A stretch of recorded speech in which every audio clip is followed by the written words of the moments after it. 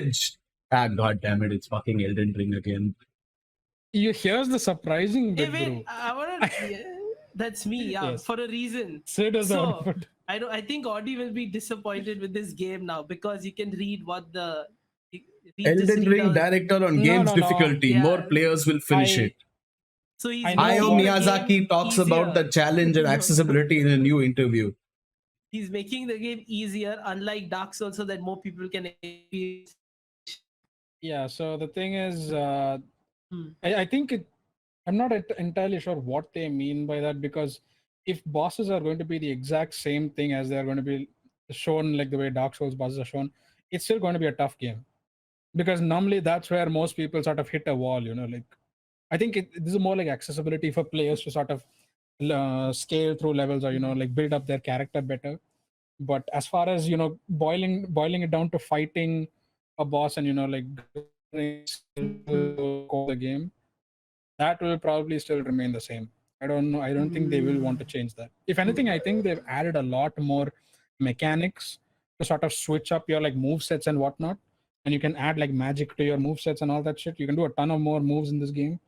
So Wait, I so you am think they'll people I it'll be easier because they've added movesets, not because it's an easier game, is what you're saying. it'll probably have a lot more things to make it easier for the player. What I remember is can be a very unforgiving game. It was still as unforgiving as Dark Souls 1 as far as farming currency in that game was concerned. Only until the later stages, when you had like a fully upgraded character, could you really start farming. So what I'm assuming from this, when they say that it'll be easier for players, is that you will be able to farm things a lot more. If there were like screenshots from the this thing, the playthrough, the what is it called, stress test, you can see that it is and you can sort of explore a lot of regions, kind of like a JRPG where you can just go around, do whatever the fuck you want. You just go to camps, clear up shit, and just get XP. I'm assuming that will be a lot more rewarding than the current, Dark Souls games that are out there. Like you'll just go around, try killing people, and you kind of have to do that like 5-10 times just to make sure you get to a certain level. Even in Sekiro, which had a more balanced leveling system, you still had to do quite a few runs with like a couple of and get more level and all that. But here, I'm assuming that's what they want to emphasize on. They just make it a lot easier to upgrade, and probably even make it a lot easier to just progress through the game faster. You guys should know. He For did those of you who are say new, Audi is our resident BDSM expert. So he has he has spent years torturing himself for his own torturing. pleasure, playing Yeah. Elden Ring and so Which is on. why, like, Not see, Elden Ring, Dark Souls. if you scroll, you see he says like we don't want players to feel like the game is unfairly punishing, but rather that there's a chance to win. We understand that Soul-like games are regularly associated with impossible levels of difficulty, with high barriers to entry. So he hopes that it will be a success in the respect. He wants new players to feel unpressured.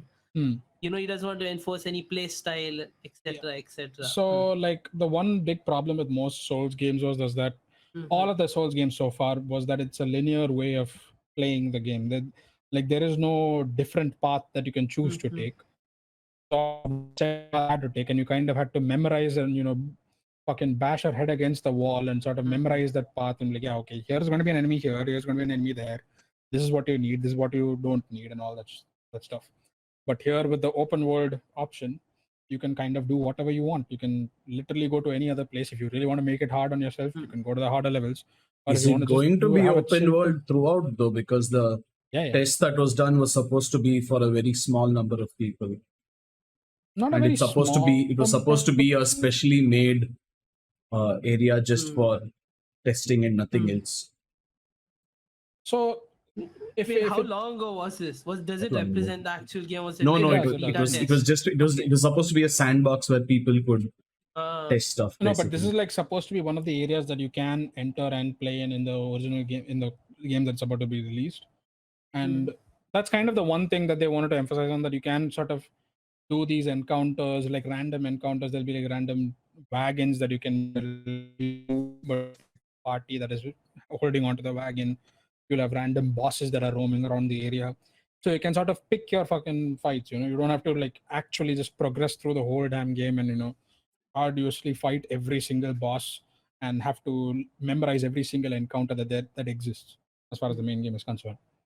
So that's what I think is going to be easy. But as far as having to take a fight against a boss is concerned, where the encounter will still very much be 1v1, then it will still be tough. There is even a ability in the game to summon spirits onto your end and sort of help you out with the fight, which is also a very common ability in the previous games as well.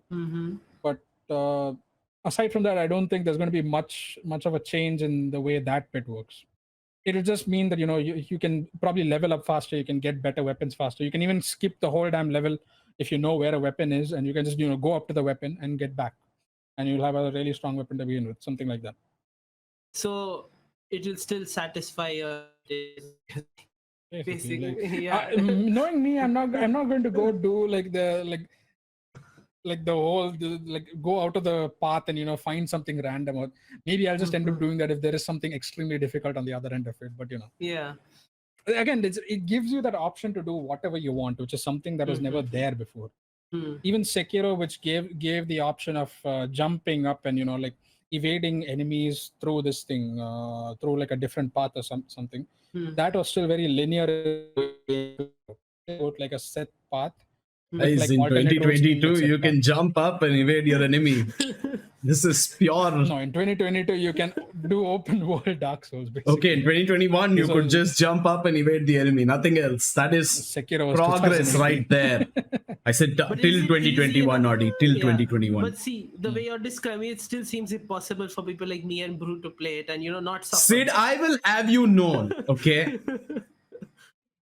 I'm playing Assassin's Creed Valhalla on the lowest difficulty and I am getting my ass whooped.